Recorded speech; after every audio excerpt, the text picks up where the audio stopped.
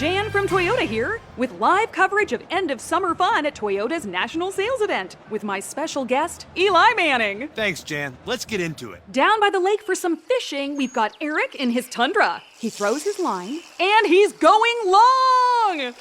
Heck of a team effort there. That Tundra got him exactly where he needed to be. Sure was, Eli. Until next time, go Toyota! See your participating Toyota dealer for details. Dealer inventory may vary. Event ends September 2nd. Toyota, let's go places. Whether you need new appliances for your kitchen, laundry room, or outdoor cooking space, family-owned and operated Mountain High Appliance has you covered. I'm Brad Barnett, president of Mountain High Appliance. As Colorado's #1 choice for appliances for the past 30 years, we offer professional delivery and installation and state-of-the-art showrooms where you can try before you buy. Plus, you're guaranteed the best price with our price match guarantee. When you think appliances, think Mountain High Appliance. Mountain High Appliance, your favorite appliance store. Thank you.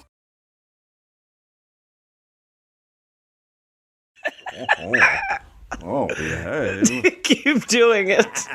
Keep doing. Oh, behave. Your Austin Powers impression forever. You're listening to the Dollop. This is a bi-weekly American history podcast. Each week, I read a story to my friend Gareth Reynolds, who has no idea what the topic is going to be about. God, you want to hit a dude? I'll do one bump.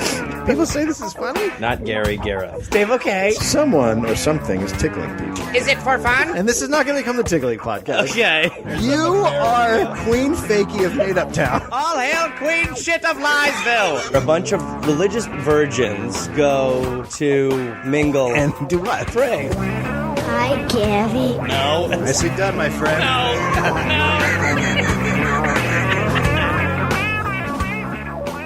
This podcast is brought to you by Patreon and all of our subscribers at Patreon. We very much appreciate your donations and your help. We need it. Baby needs a new pair of shoes. All right. First of all, I'll behave. you won me back. Put it Jose, in for you. Jose, see, what he's are you being doing? an asshole again. Hey, Jose, you fucking dick. Get off the cord. Don't look at me indignantly. Yeah. You were just fucking with the cord. All right, Dave, don't an yell at asshole. him. I don't know. There's no... March 15th, 1839. All right. Edward Weston was born in Providence, Rhode Island. When he was 10, his father left his wife and 4 kids and went to California in the gold rush. Yeah, that fucking gold rush messed up a lot of families. Honey, I'll be back. All right, honey, I'm off. Gonna go to work on the other side of the country. I'll be back in a couple years. Gonna go dig up some dirt. Yep, Dad's gonna dig in dirt for a while and look for sparkly things. Now, at this time, there was a popular singing group called the Hutchinson Family Singers. Okay. You have their albums. At that time, they were 4 brothers, and they were the hot group in America. So they're basically the Backstreet Boys. And The 1830s Backstreet Boys. 90s Backstreet Boys. The Backyard Lads. What's Jose looking at? He's looking at the window. If you have a cat that you keep indoors, the whole thing is you basically just have to try to pretend that there's nothing out there. Yeah. But his constant quest is like, what is it? Hey, Yeah. hey, Uh-oh. hey, Daddy's Jose. Daddy's coming down. Daddy's dropping the hammer. I might have to shut him out again. So the Hutchinson Family Singers would sing songs about abolitionism, workers' right, temperance, and women's rights. Yeah, girl, I want to give you the right to vote. Who's not gonna be drinking? Girl, I want you to be able to wear whatever you want in public, girl. And go to the same bars and saloons as all the other people, girl. That's the kind of love I'm about to bring to you. You know, we're talking about not working on weekends. That's right, girl. Anyone who thinks that you shouldn't be allowed to work is like class on Sunday. No school. Wait, I fucked that up. We don't think 12-year-olds should be working in a coal mine. Also, if you're 13 years old, you shouldn't marry a 35-year-old man, girl. And hit it. In the winter of 1849, the Hutchinson Family Singers came to Providence, and Weston, at 10 years old, pushed his mom to let him hit the road with the band. It's time. I mean, the 1800s are... It's time, Mom. Edward's mom was not in good health, so she decided the Hutchinson Family Singers would be great at taking care of her boy, and off he went. The cat just turned on the air conditioner. The cat just turned on the air conditioner. Jose, that's amazing. All right, I'm going to shut him out. They just turned on the air conditioner. That's fucking amazing. It's hot, so it's cool, but it's also. He's like, I know I did a bad thing. Oh, in the chair. Whole chair. Oh, Jose. Woo. Yeah. Oh, the AC. All right, so she says, that's cool. You can go off with this band. 10-year-old. That makes sense. Well, it happened to Michael Jackson a lot, too. So for an entire year, young Edward toured with the group. What is a 10-year-old touring like? He sold candy and songbooks at their shows. This cannot end well. Then after a year... He's not the Almost Famous kid. Then after a year of touring, he went and lived with Jesse Hutchinson, who quit the group to write songs and manage them. Okay. Well, he was 11 at this point. It's time to move on. What's not weird about this? Time to climb that social career. Yes. Hello, gentlemen. This is a young boy I picked up in Rhode Island. Yeah, hello. Hi. Jesse, that's a little weird. See, the thing is, like, I think if you think about the band and the group and what the band needs, that's where I come in. Okay. I get them what they need. I know, but why are you... And they need coke. Why? They need cocaine. Okay, fair. Look, fuck you. I'm 11, bitch. Hey. What? The language. No, fuck you. I don't give a shit. You know what? You're out of the band. No, come on. Listen, I am the band. I am the band. Wow. I don't like this kid at all. Get out of the green room if you don't like it. Haven't you ever seen an 11-year-old fuck a grown woman? No, I don't know what's happening right now. What? The 1850s are fucked up if this is what's going on. I shoot heroin between my toes. Jesus Christ. Things are bad. This isn't the story at all. I'm 11 now. I've seen it all. I've done it all. In 1852, his dad returned home. Hey, what the fuck happened? No, it was not great. And he recalled Edward from Jesse Hutchinson. And then Edward went to school. While home, he got a job as a newsboy. But his father made him quit and got him a job as a jeweler's apprentice.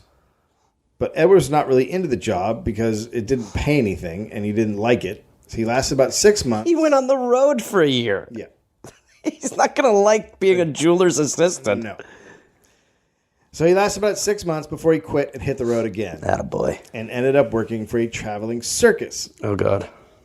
Next, he went to New York in 1856 and started selling books door to door. In 1859, he published a book that his mother had written called A Peep of Realities. Sold very well. It did? Yeah. Oh, wow. That might have been because Edward was a very good-looking guy. He was often compared to John Wilkes Booth, the hottie at the time. Everyone remembers him for his good looks. Yep.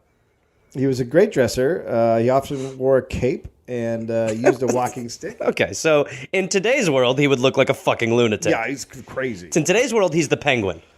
Back then, they were like, what a snazzy dresser. Look at his cape. But his life was about to completely change because of a bet. In 1860, just before the presidential election, Edward Weston made a wager with a friend. Edward bet that Lincoln would lose the election. Okay. Of course, he lost that bet, as we all know. Yes.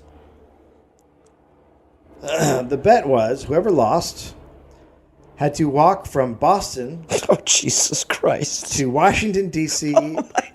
in 10 days, getting there before the inauguration ceremony. Oh, my God. That was 478 miles. Oh, my God. You got to gump it to D.C.? What a boring time it must be when all you could bet on were presidential elections and the loser had to walk. For 10 days. For 10 days. True to his word, Edward set out on foot on New Year's Day in 1861. First, he walked from Hartford to New Haven, Connecticut. He made the best of it, dropping off book catalogs at houses he passed. The distance was 36 miles, which he did in 11 hours.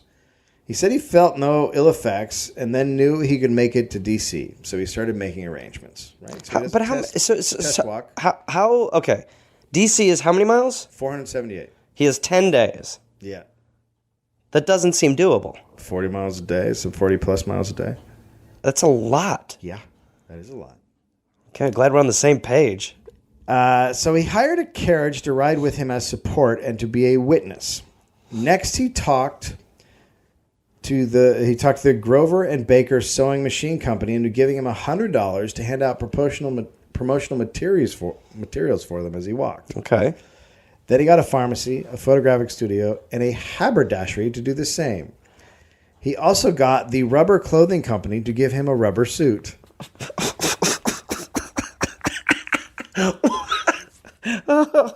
Okay, why? I don't know.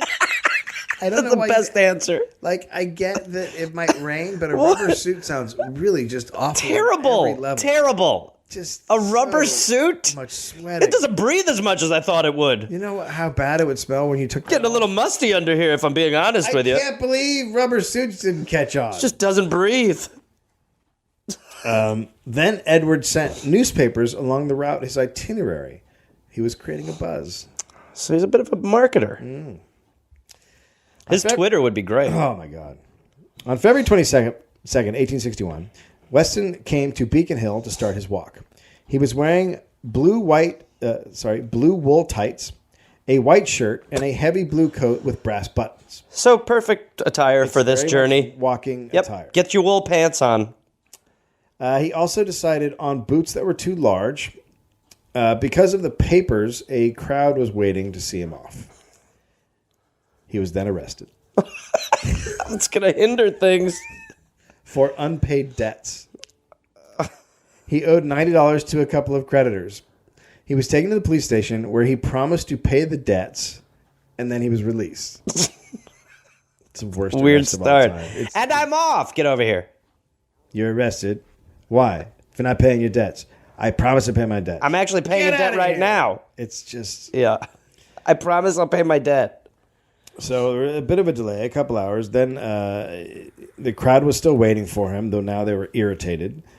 Some yelled, "Shame on them," and demanded to know who the creditors were. Shame on the creditors? Yeah. Oh, God. We've always been the same. Yeah, nothing's changed. So he began to walk. At first, And then he was arrested for jaywalking. At first joined by several hundred people. Okay. As he left from State House down Beacon Street. Eventually, the crowd peeled off, and he was alone. That evening, he arrived in Framingham, where he was escorted by... Framingham, I think you mean, right? It might have been Anyway. auto-corrected. He was escorted by waiting drummer boys who What? met him at the edge of town and Is he Charles accompanied Dickens? him to the inn for... Drummer boy? What the fuck? It's the 1800s. It's just absurd. I mean, just, okay. Drummer boys. A few women in a brothel were also waiting for him. One asked if she could kiss him and have him pass it on to the president. Oh, wow. And that's a weird thing. Well, Mr. President, I actually have something for you. And if you'll excuse me, Mr. President, I now need to suck your dick. I'm just passing along what I was told to, sir. Edward got a kiss from every woman in the brothel to give to the president. Oh, boy. And off he went, continuing to walk that night, his way lit by just a kerosene lamp. At midnight, he arrived in Worcester and was immediately arrested for another debt. This is unreal. More debts? Again, he was held for 2 hours. He was finally released when two men he didn't even know signed a promissory note. Wow. Off he went again, walking. Now, word was out that every town he came to, he was met by cheering crowds. So That's crazy. People are like, this is fucking awesome. They wait hours. He comes. They cheer. It's a whole thing. And Right. He just walks through. Right. In South Brookfield, he had a brass band that walked with him. In another town, they gave him a salute of 7 guns. People always offered him something to drink, and he often had milk. Crowds would wait for as long as 6 Milk? hours. He's just walking in wool and drinking milk. Yeah. This dude's wool panties probably smelled real weird. Crowds would wait for as long as 6 hours for him to show up. Oh, crowds are dumb. When he got to Milford, he found they had lit bonfires, and the hotel owner gave him a free room to rest for a little bit. He doesn't have much time. On February 27th, he walked into Manhattan. He had breakfast, took some photos with people, then took a nap on an office table at Grover and Baker's, his sponsor. Oh, man. It's a nightmare. This is a nightmare jaunt. He did not rest for more than 4 hours at a time to keep pace. Near Philadelphia, he got lost and went 12 miles in the wrong direction. Oh, that's got to be a pain. That fucking... Oh, You need an extra glass of milk to suit that one. that's got to hurt so much. I guess I'll just have another glass of delicious milk to quench my thirst. Now, one reason that this walk was so popular was gambling. In saloons all over the East Coast, bets were being made. Wow. Oh, no. They were betting on whether or not he would get there before Lincoln's inauguration. And he arrived in D.C. on the day of the inauguration at 5 p.m. The inauguration had taken place at noon. Oh, fuck. He was 5 hours too late. Oh, fuck. The entire trip had taken 10 days, 4 hours, and 12 minutes. Oh, my God. And he failed. Oh, my God. But he got an invitation to go to an inaugural party and met Lincoln. Lincoln offered to pay his train fare back to Boston, but Edward was set on walking back. Ugh. That's the worst thing that happens in this story. Was it after the kisses? Because then it's like cab fare.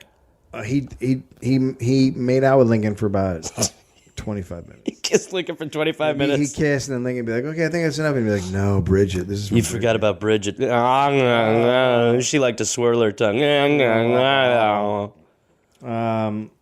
So he set on walking back, but then the Civil War broke out before he was ready to head back, and he decided to, quote, use my pedestrian abilities in serving our government. Okay. Edward Weston became a messenger for the Union Army. Oh, wow. When the war was over, Edward found himself thousands of dollars in debt. Oh, boy. So he turned to what he knew best. Walking. Oh, God. Well, Edward made a deal with a well-known New York gambler who made a bet with another gambler. Just checking. The bet was whether or not Edward could walk 1,200 miles from Portland, Maine to Chicago, Illinois in 30 days. oh, my God. Yeah. Now you're interested. Well, He would take Sundays off because Edward's mother didn't want him walking on the Sabbath. yeah, that makes total sense. Yeah. Yep. The bet Nothing weird about that. Nope. Can't walk on Sundays, Jesus.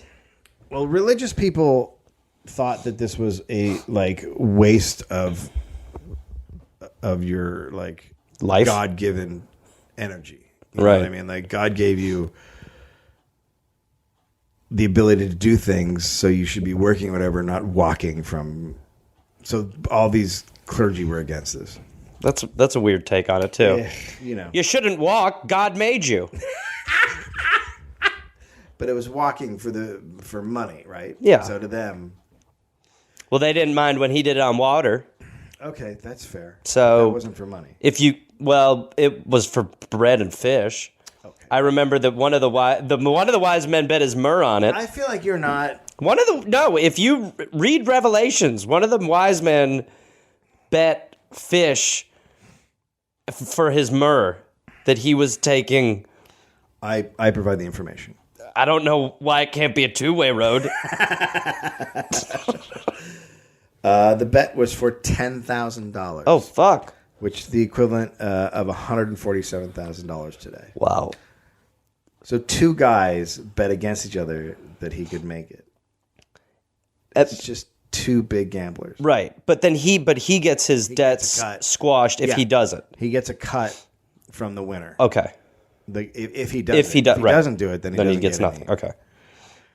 He walked out of Portland on October 29th, 1867, wearing a black jacket, red leggings, and very special boots. Is he a Spice Girl? The boots had tubes. Just your regular tubed boot. That he could pour whiskey into. This guy's... quote, keep his feet from chafing or swelling. He had whiskey boots? We had whiskey boots where he'd put whiskey into, yeah. I don't want to... He wanted to have whiskey feet.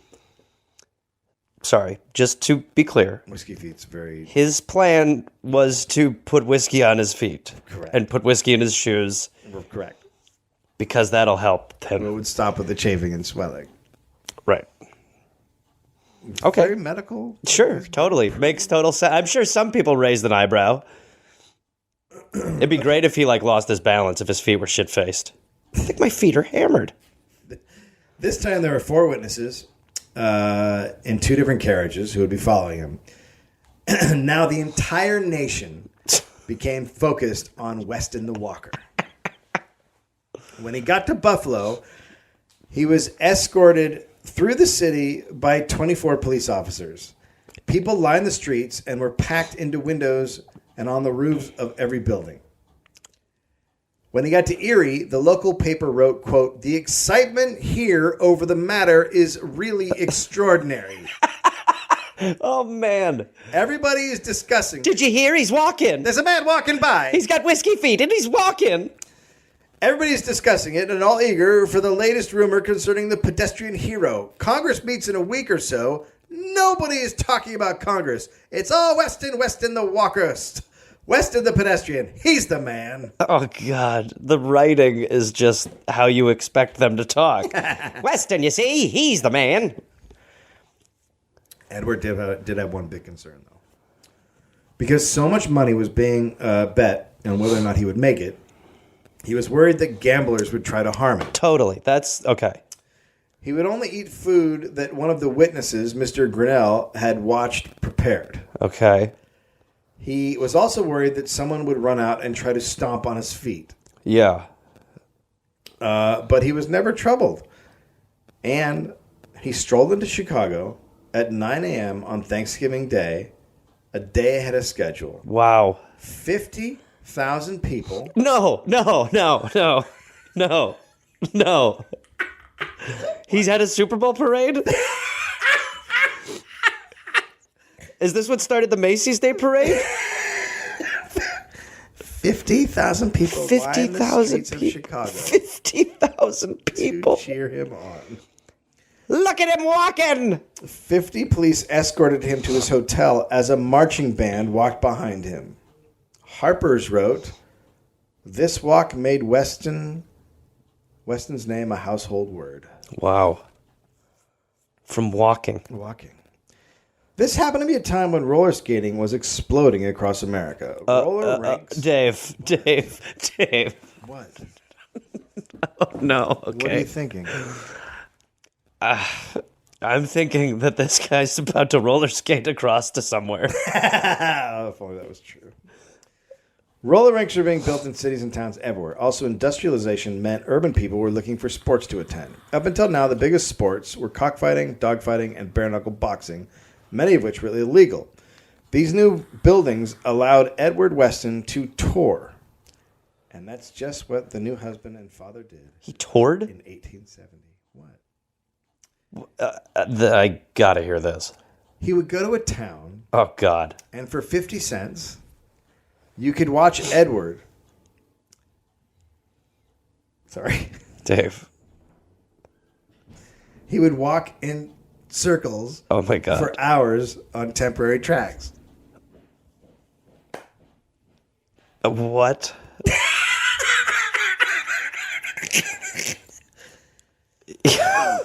And he wouldn't just walk. There would be a time limit. So he would do 100 miles in 25 hours. You just stand there and wait for him to leave. You get some free walks. Oh, he's walking. He would also bet on himself being able to do it in a certain amount of time. What? In front of 5,000 people in Manhattan, he walked 100 miles in 22 hours and won a bet of $2,500. Oh, my God. You can't write this. I mean, how do you walk yourself into this situation? How do you become a professional walker? 5,000 people watched for 22 hours? Yeah. As he walked? Yeah. What's the conversation like at hour 18? There you go. Boy, he's really just walking, isn't he? Man, I ain't seen a guy walk like this in a while. Look at him walk. Let's see that again. Let's see that walk again in super slow motion replay. She's coming back around. Oh, look at it. There he goes. It took a while, but he went by. Wow. That's the 950th time he's done that. Some gigs were in such small buildings that it would take 50 laps to walk a mile. So it's like, it's like a bar. As comics, when you walk into a venue, you size it up to sort of see the seating. He goes in there, he's like, oh boy, I'm going to have to walk a lot of circles in here. So it's just around the pool table. This isn't, oh boy, huh? I'm going to get dizzy. It was also pretty boring to just watch a guy walk in a circle, so he would hire a band, and sometimes he'd play the trumpet as he walked. I mean, you got to spice it up. He was known for Season 3. He was known for dressing well. He would dress in ruffled shirts and usually carried a riding crop or a cane. And faster, me, faster! And go, boy, go! And the reviews poured in. One newspaper said he walked with, quote, a splendid sweeping stride that carries him over the road like the wind. This is insanity. What? He walks like an angel. Another said his legs, quote, were put on like two toothpicks stuck in opposite sides of a potato. So the reviews varied. Either way, to many young men in America... Don't say he was a hero. He was a sports hero. Oh, God. What? Jesus. A sports hero. Eat your Weetabix. And the sport... Stay in school. And remember, walk. Man, did you see that walk last night? Man, I'll tell you, I did not think he was going to keep walking. He did. That was crazy. The whole time. He walked. The sport of walking grew and grew. Oh, God damn it. The sport of walking? The United States of America had walking fever. We've had it since we stood upright. Amateur walking races began to be held everywhere. How do you... Is it like speed walking? Yeah. Race walking? Companies put together pedestrian teams. What? The department stores in New York put their employees up against each other. Well, our employees will walk circles around you boys from that other store. Good luck, Target. Good luck, Target. Kmart's got the walking spirit. In St. Louis, the 6 newspapers had a walk-off. A cobbler invented the walking shoe, which had springs in it. Some men just bet large amounts against each other and walked that shit off. So you just be like, I can outwalk you, Jerry. And then you and Jerry would go down and have a walk-off. This is the time that America discovered walking. This is it. After we'd been walking. This is the walking time. Even Mark Twain was caught up in the walking hysteria. Oh, boy. He and a friend tried to walk 100 miles from Hartford to Boston, but gave up after 10 miles and took a train. It's the thought that counts. One man who became interested in walking was Dan O'Leary. O'Leary was born... I can't get used to the things you're saying. One man who got excited by walking. It's going to keep happening. Okay, I'll get used to it. O'Leary was born in 1846 in Ireland. His family had a small cottage in County Cork. The potato famine was in full swing when he was born and lasted for the first 6 years of his life. When he was 20 years old, like many Irish, he made his way to America. He was alone and had no money. Dan O'Leary made his way to Chicago and got a job in a lumber yard. Like Edward Watson, Dan started to sell books door to door, and he made a good living hawking the Bible and Webster's dictionaries. Okay. He sold many of his books on payment plans. How much was a book? I don't know. What you can do is it's very simple. You can pay 10 cents now, 10 cents next month, and then 10 cents the month after that. So it's just 30 cents? 30 cents, but you can do it now with 3 easy payments, low easy payments of just 10 cents each. But it's just 30 cents. Right, or 10 cents, 3 times. He's the guy who invented the easy payments. Just 4 easy installments. But wait, there's more. Oh, God. But that all came to a crashing end when the Great Fire destroyed Chicago in 1871. Hundreds of people were killed and thousands lost their homes. 3 square miles of Chicago were burnt down, and many of those were customers of Dan O'Leary. Overnight, he was completely screwed. Now the only place he could sell books was in the suburbs. So each day, he started making the long walk to sell his books. Go on. Then, in 1873, O'Leary heard some men talking about Edward trying to walk 100 miles in 24 hours. O'Leary said he could do that, and they told him the only way to do it was to hire a hall, put up some money, and make a challenge. So, O'Leary rented a roller rink and put out word that he would be walking 100 miles in 24 hours. And please tell me nobody gave a shit. On July 14th, 1874, he began his challenge against time. He only had ice water and brandy and finished with 43 minutes to spare. He was hooked. On walking. The next month, he rented the rink and walked 105 miles in 23 hours and 38 minutes. Whoa. Exciting stuff. Meanwhile, Edward was just becoming bigger and bigger. In an event in New Jersey in 1874, the number of bets placed was so huge that the mayor of Newark considered bringing in the National Guard to keep Edward safe. Oh my God. For walking. Keep him safe while walking. A gambler was arrested after he tried to pour some sort of chemical on the track. That guy's plan's amazing. Excuse me, sir? Nah. In the end, Edward did it with just 30 minutes left on the clock. Wow. Then he received a challenge from Dan O'Leary. Oh my God. A 250-mile match. Edward's response was simple. Quote, "Make a good record first and meet me after." Yeah, you got to learn to walk before you can walk. You almost spit tea out. Yeah. So, to walk race the king, he had to make a name for himself first. This is just like how you get the boxing heavyweight championship. It's exactly Hey, that. get a few fights under your belt, then maybe you get a shot at the champ, but it's with walking. Hey, man, look, walk a little bit more. Then people have been walking the whole fucking time. In Philadelphia, in April 1875, They threw batteries at him. Dan O'Leary broke Edwards' 24-hour record by walking 116 miles in 23 hours, 12 minutes, and 53 seconds. Wow. Somebody's Shit stepping up. was on. Oh, God. Someone is fucking walking. Yeah, who's this Rocky Balboa kid I'm hearing about? And O'Leary's name was getting out there. 1 month later, he was packing in the crowds in Chicago. In front of 5,000 people, O'Leary broke Edwards' 500-mile record by 2 hours. He was given a gold medal that claimed he was, quote, champion pedestrian of America. Wow. Well, you said it couldn't be done. It's being done. You're the best walker. Or are you? You're the best walker we have. So the heat was on Edward. Couldn't you, so people, you never were running?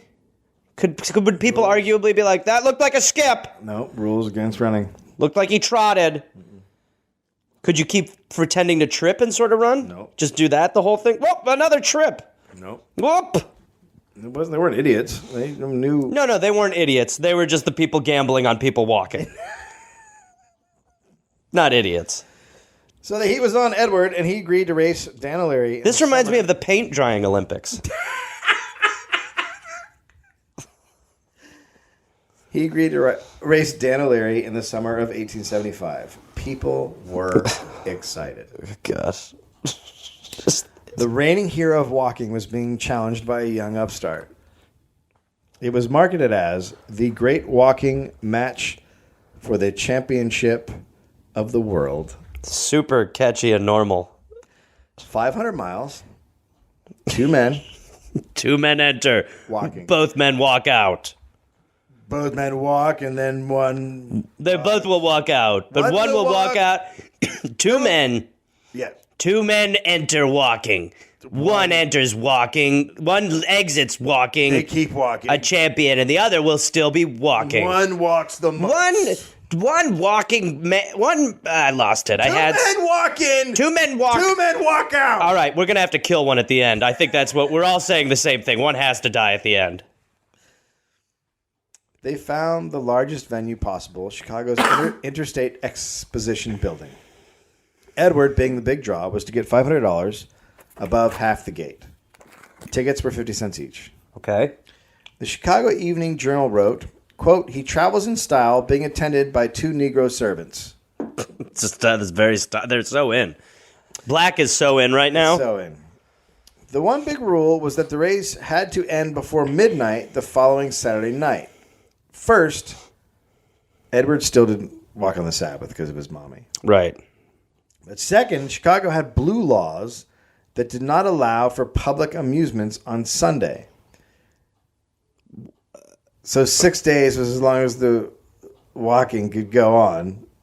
So you could go from as soon as it turned midnight, 12 a.m. on Saturday, until a week later, 12 a.m.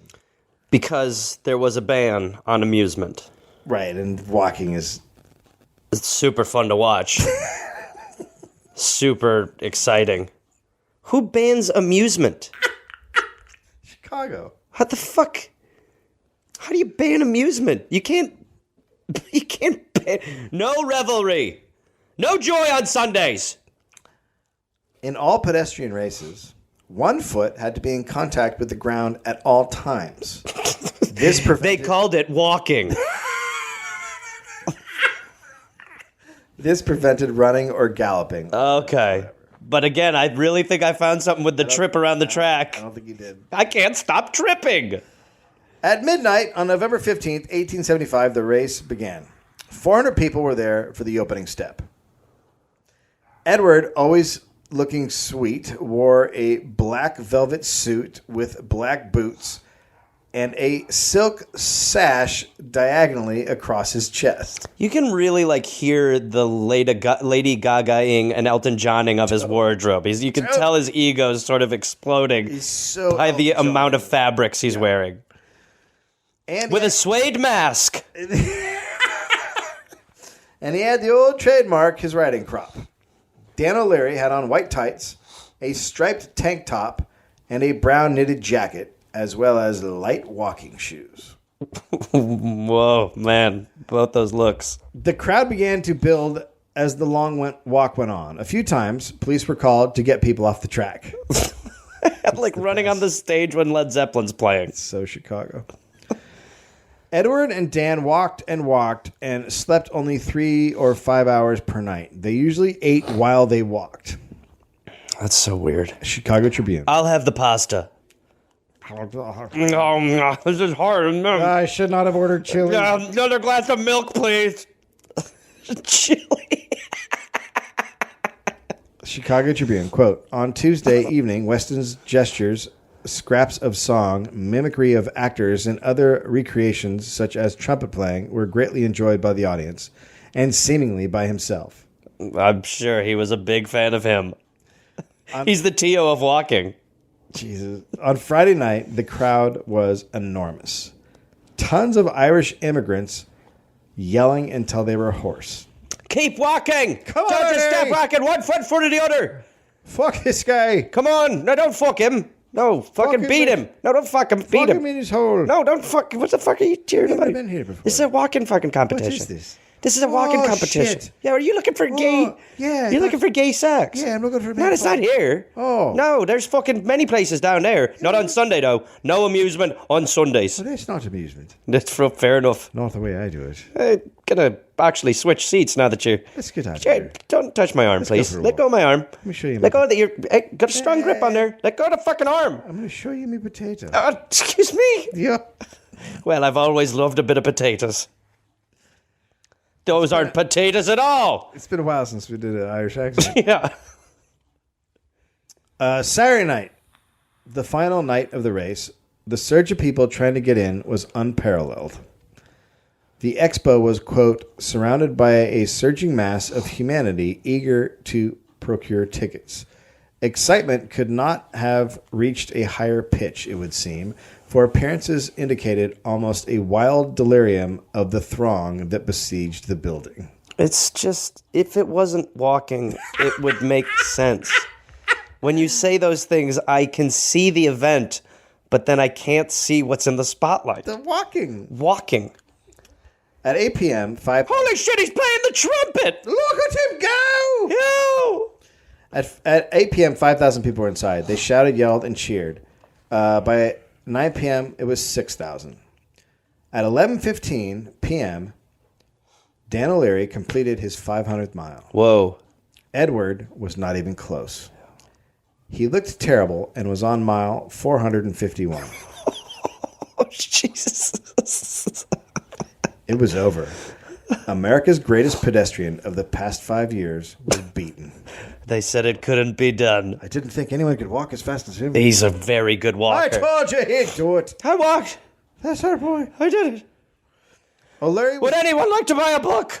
Well, O'Leary was given a giant gold medal that declared him champion of the world. Of walking. Edward walked with 5,000, O'Leary 4,500. Wait, that's what they walked with? Yeah. Well, you know what I mean. Well, I mean, they still walked out of there. right. They walked out. It's not like they ran out. Or No, God, no.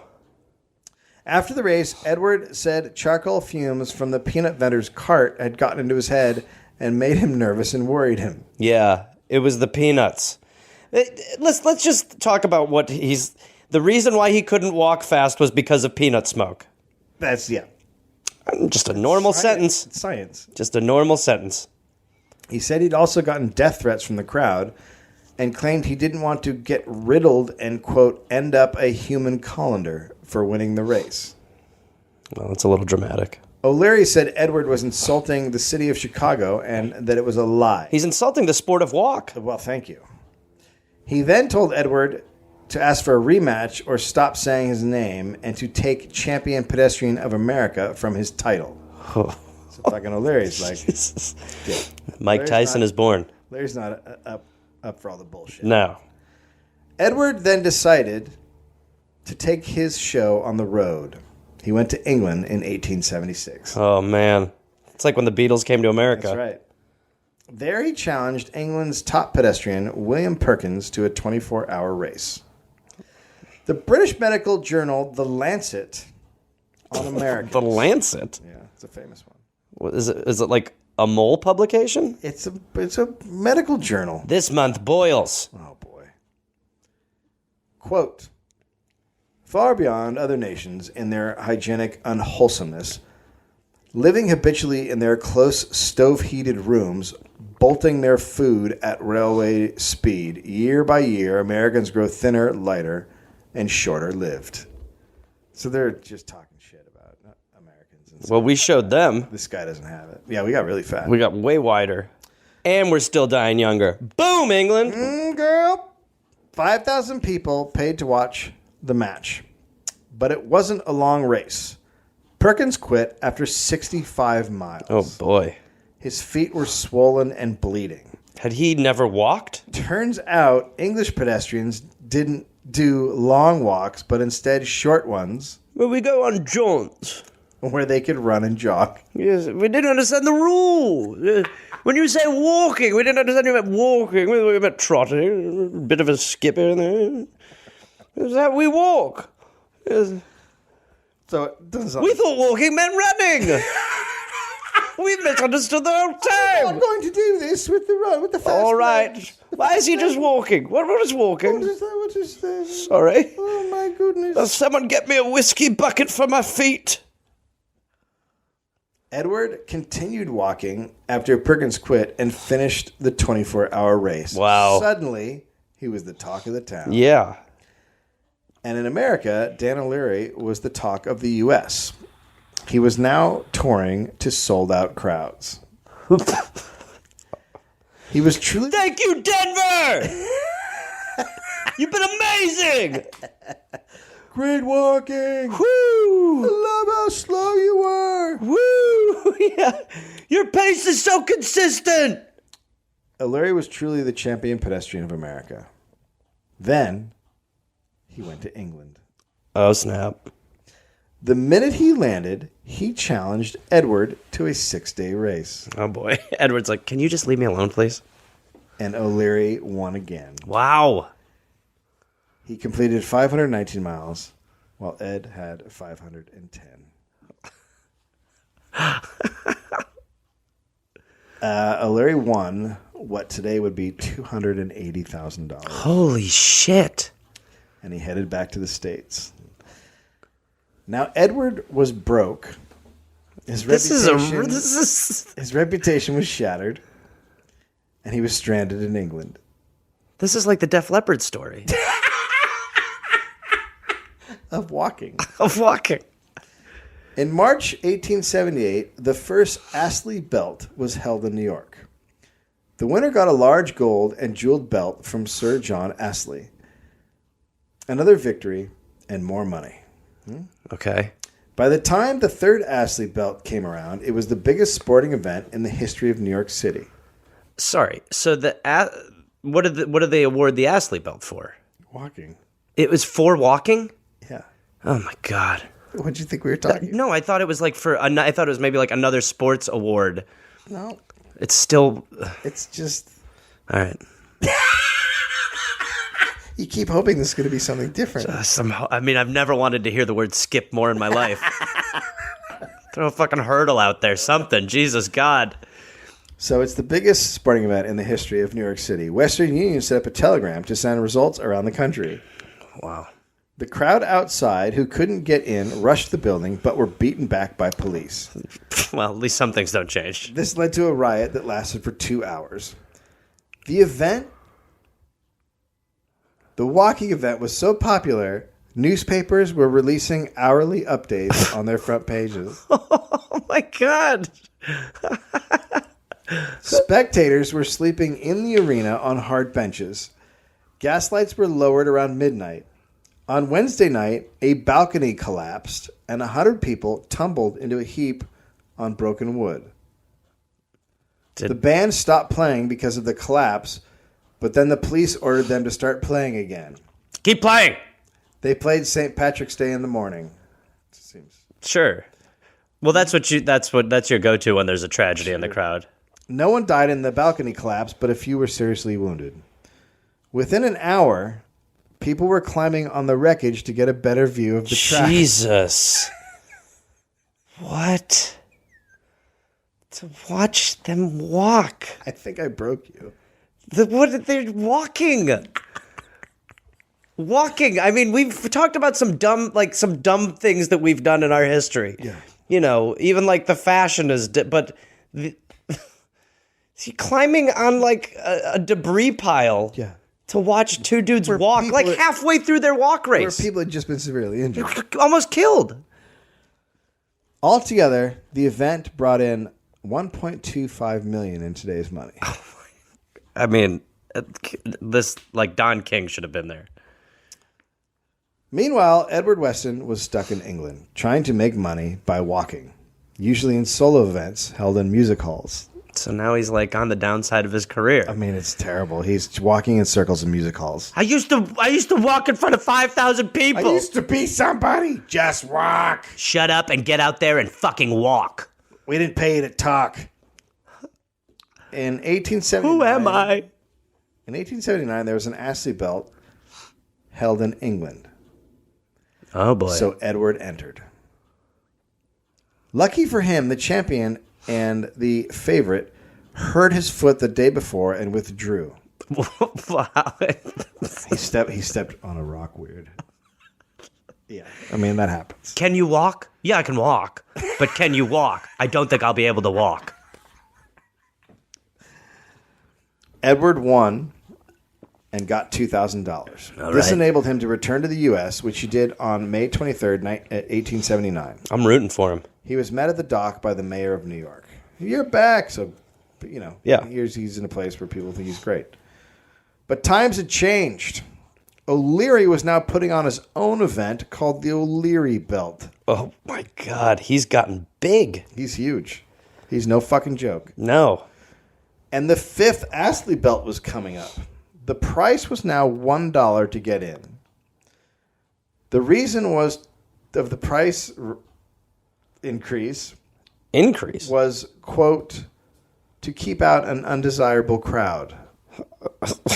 So they don't want the fucking ruffians coming in to watch the walking. Yeah, you don't want like a blackout guy walking. No. Yeah. The first black pedestrian entered the race. The Jackie Robinson of walking. That's right. And it was a disaster for Edward. He was in 6th place and not doing well. A newspaper said he was using, quote, queer antics in an attempt to amuse the audience, twisting his body into all sorts of apish forms, to the great disgust and hisses of many. So now he's just putting on this weird... He's now like a wrestling villain? He's like putting on this weird show. Now he's like, the show's in the show. I think that for him, like he was doing the band stuff with the trumpet, but I think for him, he realized how boring it was, and then he crossed over into clownish walking. Here's what I think happened. I think he had lost his ability to walk, relatively speaking. He'd lost his ability to walk, and so he decided he needed to spice up. It's like when those people who enter eating competitions who aren't going to win, they just dress like fucking lunatics instead. That's how you know. So I think he knew he wasn't going to win, so he started to do an impression of an orangutan. And I love that the crowd hated it. Right. Oh, it's just bullshit. Come on! He's barely walking! He's just making weird faces! Ah! One reporter said Edward was, quote, insane. On the 6th day... Oh, God. Edward finished his 450th mile, and the crowd barely applauded. Oh, God. Edward lost it. He started crying. Oh, my God, Dave. And went to his tent where it was reported he was quite hysterical. Jesus. Well, he was sobbing so hard, attendants thought he was having convulsions. Oh, my God. Well, again, it's walking, but my heart goes out to him. But again... Fair. Yeah, but he was on the top of the walking world. Again, we've covered this. That is... He sold out crowds. 5 years. I understand. But again... A man named Charles Rowell won. Next up was the O'Leary Belt Race in April 1880. It was the highest attended walking match in New York history and the 4th race in 8 months in the city. This time, the first black pedestrian won. Okay. A New York paper said he won because he had, quote, a strong mixture of French blood in his veins. What? Well, he couldn't. Because a black guy couldn't have won. Boy, it is amazing. It's so amazing to go to a time when people are like, well, blacks aren't athletic. Black people aren't athletic people. It's the French blood in him that won that. Yeah, there's got to be some French in that guy. Trust me. Pedestrianism was now at its peak. In 1881, rumors began that walking matches were being fixed by bookies. Hey, fall down in the 4th mile. You know what I want you to do? I want you to stop walking. Hey, look, walk the first 200 normal, then you're going to get a leg cramp. See? A big cramp in your leg. Just slow it down, you know what I mean, boy? Okay. Come on, take it down. Hey, look, I'm not asking you to not walk. I'm just saying don't walk great. You don't have to walk, you know what I mean? Just walk. Walk. There's a lot of people out there depending on you to have a bad day of walking, if you know what I mean. Johnny, you told him, right? Why is he walking so much? God damn it, he's going to screw us. An athletic venue where fixing was where there was fixing going on at this time. This is just insane. What? Fixing walking? What the fuck are we talking about? Fixing walking. There's a place where people go to watch walking, and now people are taking walk dives. That's right. What? At the time, a venue where there was fixing going on was called a hippodrome. That's what people would call it. If everyone knew there was illegal matches that, they would call it a hippo. Fixed walking. Was there any reason they would call it a hippo? I don't know. I couldn't figure that out. I looked. All right. Betting was now happening all during a race. You could bet on winners, losers, number of completed laps in a time period, order of finish, etc. There's probably a guy who's got like $1 on like a shoelace coming untied. I win $100 if his shoe goes untied. That's a crazy bet, Johnny. Yeah, I'm crazy. I'm Johnny. A referee officiating a match in San Francisco was so disgusted by the blatant fixing that he quit in the middle of a match and announced to the crowd that it was a hippodrome. Okay, I don't want to stop us. Go ahead. You just said a referee. Well, remember what I said about you got to have a foot on the ground? I don't even want to get into it. I don't even want to get into how does one become a walk referee. Well, you study, I'm sure. You study walking. Well, you go to their camps. I can't. What correct walking is. You know what? You say that, but then when you see a bad walking referee, the whole match is fucked up. You know what I mean? Yeah. Oh, I get it. God, a walking referee. I'm quitting. It became pretty apparent the O'Leary belt of 1881 was afflicted with fixing. 12 of the 19 walkers dropped out in the first 2 days. Oh, man. They didn't even make it look good. Over the week, attendance dropped so much that the event only made $650. Okay. The last one made $1.5 million. Right. 3 months later, at an O'Leary event, a second place walker said he would quit unless O'Leary paid him $500. So in the middle of walking, a guy's like, I'm out of here unless you give me 500 clams. Jesus. So I think what we're learning is that walkers aren't the most moral of people. We're all walkers. Okay, that's professional walkers. That's a fair professional pedestrians. We're easy to. It's okay. You don't have to keep talking. So the final Astley belt was held in 1881. After that, there would be tons of events. The Ennis belt, the Fox Diamond belt, the Rose belt, but they would never match the epic Astley belt. And the O'Leary belt was done too. The sport had changed and was now saturated with walking races. So it's like comedy in the 80s. It's like stand-up comedy in the 83. Too much. Edward and O'Leary tried to come back in 1885. They set up a rematch tour that was sponsored by the temperance movement. I mean, how does...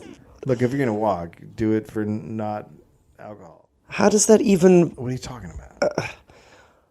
Only walking would be sponsored by not doing something.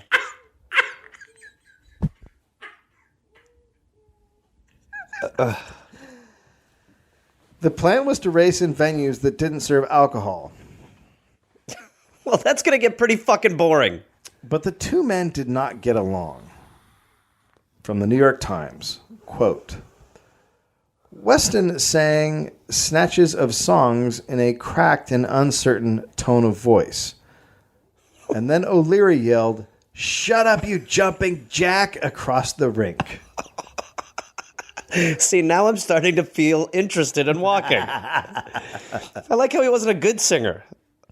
On the final... She's a grand old flag. She's a high-flying flag. Shut up, you jumping jack. On the final day, less than 100 people came out to watch the OGs of walking. Wow. But the tour went on. After about 6 weeks of the temperance tour, O'Leary was said to be acting erratically. Oh, boy. Rumors started that he was drinking heavily. Oh, Jesus. I mean, it's so perfect. You have it all. It's so just save it till after. Perfect. In Erie, Pennsylvania, O'Leary pushed Edward off the track twice. Twice? Fuck you, so. Ow! The crowd hissed, but Edward asked them to forgive O'Leary. Forgive him! Quote, on account of his condition. Wow, what a good guy. Come on, you guys. He's drunk. He's drunk. Enjoy the temperance race. Yeah. That's amazing. 2 months into the tour, O'Leary collapsed on the track, completely shit-faced. Is this when the sport of sleeping started? We're going to have a sleep-off. O'Leary kept walking alone on the track for 4 days until he completed 2,500 miles and to collect his profits. At the end of the match, Edward announced to the crowd that he was retiring. In 1889... Today I consider myself, the luckiest walker on the face of the planet. Planet. That's why today I'm retiring from walking. How you going to get out of here? I'll run. Boo. Fuck you. Stop going. Running is for losers. You'll see. Running. In 1889, New York's main pedestrian venue was demolished, and a new arena was built just for bike races in its place. Okay. Now that was the what's their main arena in New York? The Madison Square Garden? Madison Square Garden, yeah. It was originally called Gilmore Garden, and that's where all the walking races took place. Jesus. And then they knocked it down, and they built a new garden. The first bike race was 6 days. Okay. But there were tons of crashes. It was a total fucking nightmare. Right. Because guys were tired riding bikes. In 1899, New York passed a bill banning contests of skill, speed, or endurance that lasted for more than 24 hours. It's such a weird ban.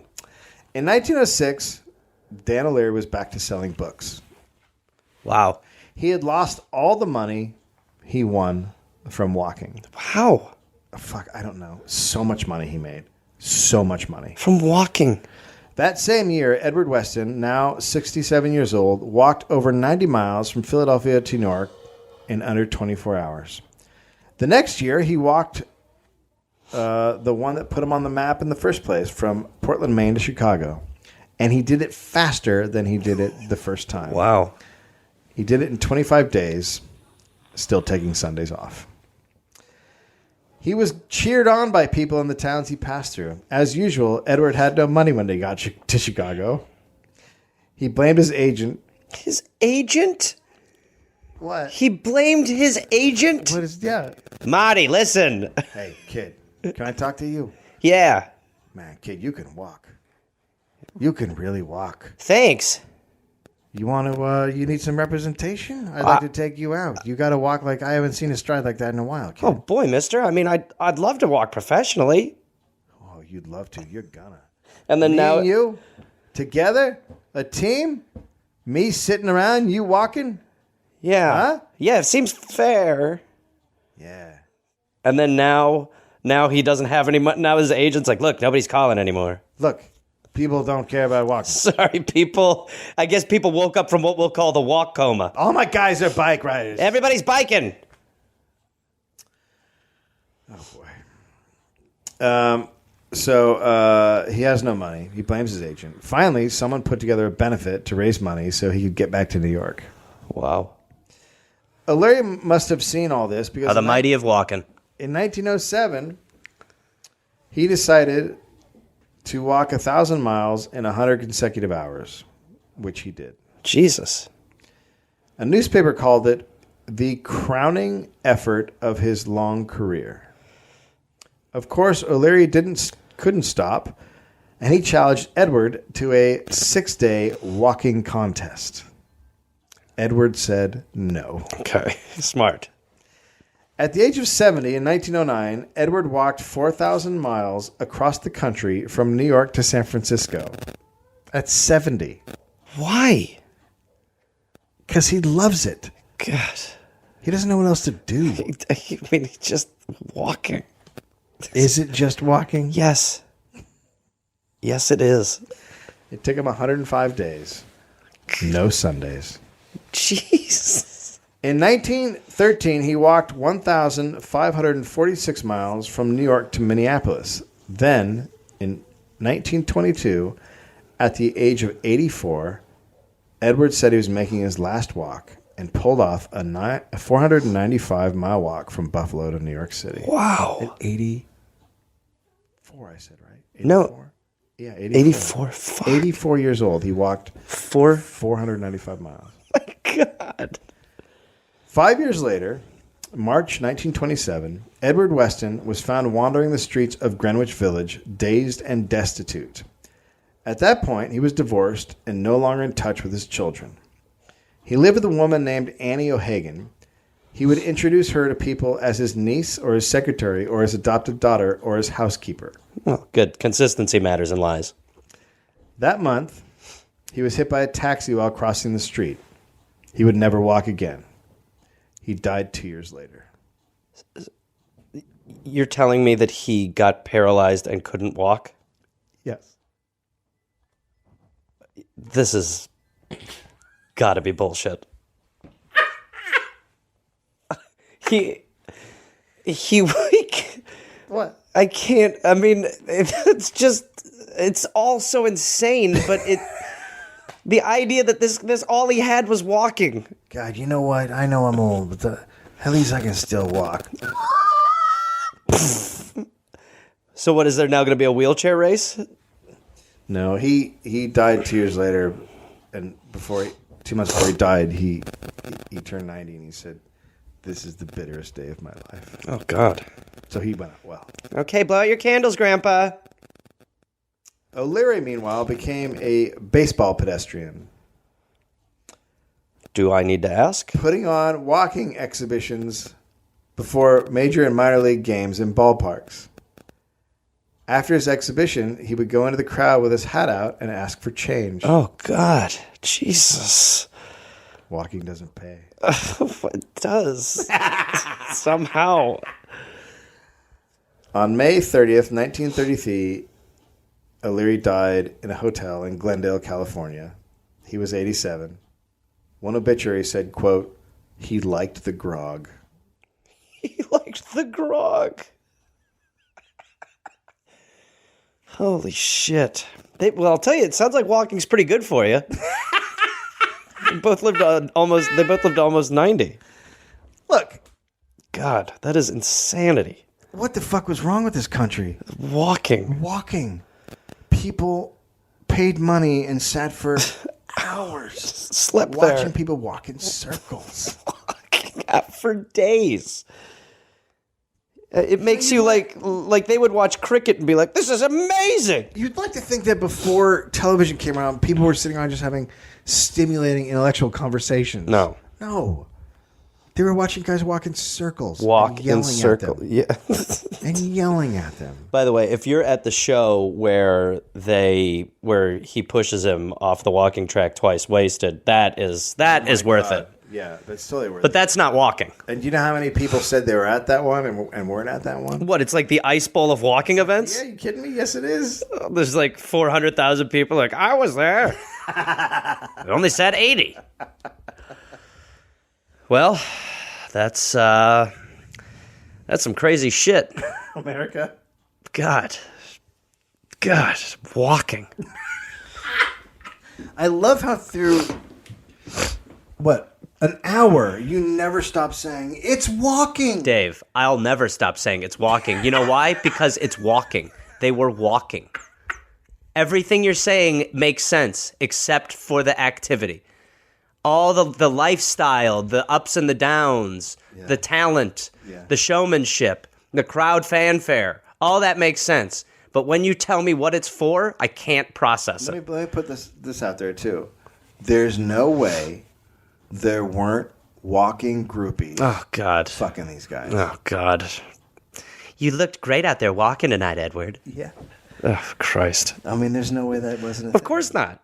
No, they were totally, yeah, of course. Yeah. They were, yeah, absolutely. There were absolutely women lining up to probably bang these guys. Yeah, without a doubt. For doing what you do after you crawl. It's not even our best form of foot transportation. Oh, fuck. All right. All right. We're signing cars. We are signing cars. Jesus. Hey, Dollop fans. I know you love the Dollop. You love listening to the Dollop. Do you want to watch the Dollop? You're like, Gareth, what are you talking about? By the way, it's not Gary, it's Gareth.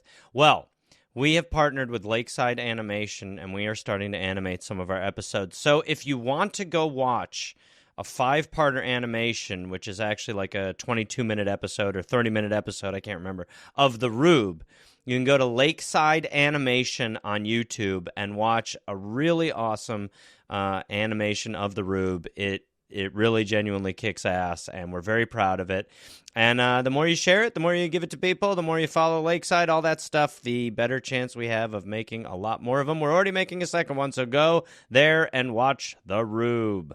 The Mercedes-Benz Dream Days are back with offers on vehicles like the 2025 E-Class, CLE Coupe, C-Class, and EQE Sedan. Hurry in now through July 31st. Visit your local authorized dealer or learn more at mbusa.com/dream.